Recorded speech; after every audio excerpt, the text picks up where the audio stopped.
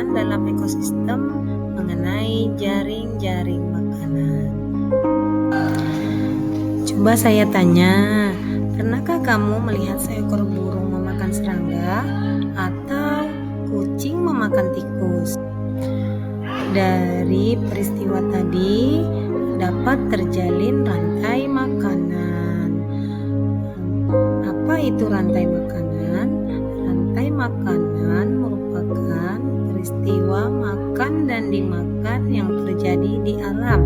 Setiap makhluk hidup membutuhkan makanan untuk berhasil.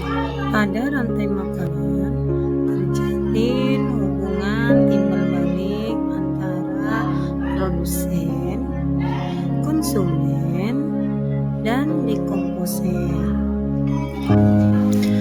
Komponen rantai makanan yang pertama adalah produsen. Produsen merupakan makhluk hidup yang dapat membuat makanan sendiri, biasanya tumbuhan hijau.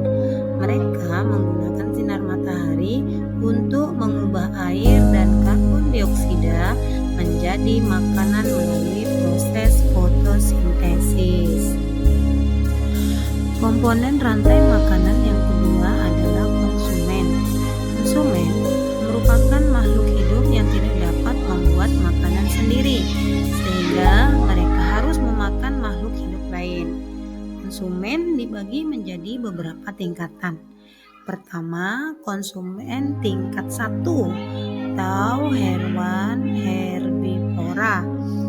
Hewan herbivora adalah hewan pemakan tumbuhan, contohnya belalang dan kelinci.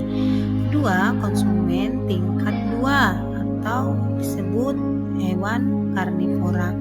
Hewan karnivora merupakan hewan pemakan daging, contohnya katak, ular, dan lain-lain.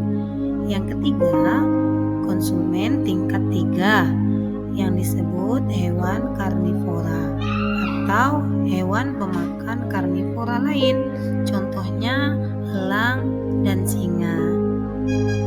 Komponen rantai makanan yang ketiga adalah pengurai. Pengurai merupakan makhluk hidup yang mengurai sisa organisme mati menjadi zat-zat yang lebih sederhana, seperti bakteri dan zat-zat ini kemudian dapat dimanfaatkan kembali oleh produsen.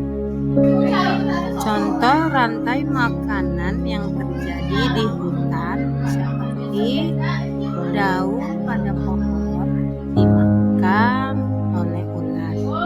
Ulat dimakan oleh burung dan burung.